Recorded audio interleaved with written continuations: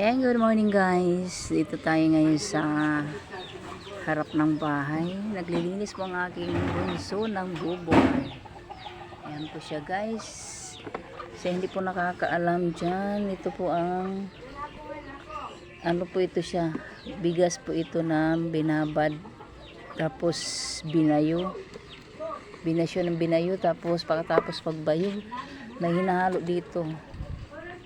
May hinahalo siya, hinahalo ng tubig at saka nilagyan ng asukal siya guys. Ayan, yung rice wine po dito nang galing. Dito po siya nang galing. Ito po, pagkatapos ito linisan, ilalagay ito siya sa kanin. Ito siya guys. Ilalagay ulit ito sa kanin. Yung kanin bago ilagay ito, didikdikin muna siya yung yung ano gagawin yung parang pulbos. Pagkatapos ng gawing parang pulbos, ihalo dito po sa kanin. Yung kanin po pinapalamig siya, ipapalamig muna na sobrang lamig. Iano ko po sa inyo guys ang nito, yung kung paano ito, nang mangyayari nito sa katapusan.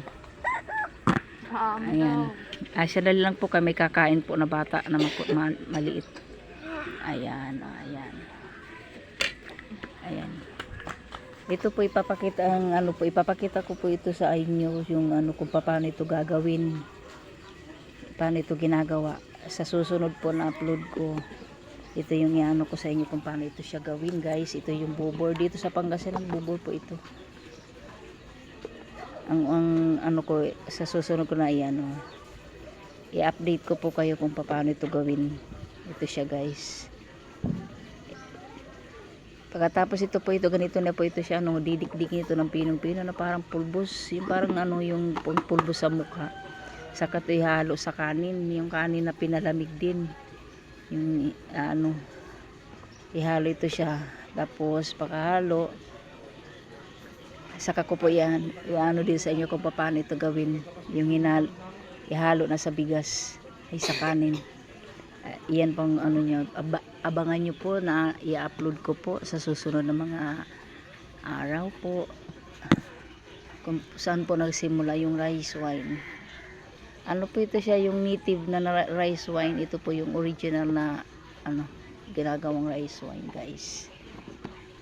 Yung nito masarap ito gawing ice candy pag niya na siya, nakalagay na sa kakanin. Manamis-namis ang ice candy nito, guys. Ayan yun. Ayan siya po, naglilinis po yung ang bulso ko po. Ayan siya. Ayan, lilinisan po yan. Isa-isa. Isa-isang paglinis yan, mga guys. Isa-isa yan kasi makulay, parang brown yan. Brown ang kulay niya. Kaya dapat isa-isa yun na linisan. Ayan siya. Ipakita mga anak yung kulay ng hindi pa nalinisan na yan. Parang brown siya. Yan. Kaya kailangan siyang linisan. Pag nalinisan na ito na po. Basta abangan nyo po yung kung ang proseso po nito kung paano ito gawin. I-update ko po kayo mga guys. Abangan nyo lang po. Medyo matagal-tagal po ang nito. Mga 4 weeks. Hindi kayo 4 weeks, 4 days. Ayan siya, guys. Ayan. Sa susunod na lang po, abangan nyo po ako. Bye-bye muna.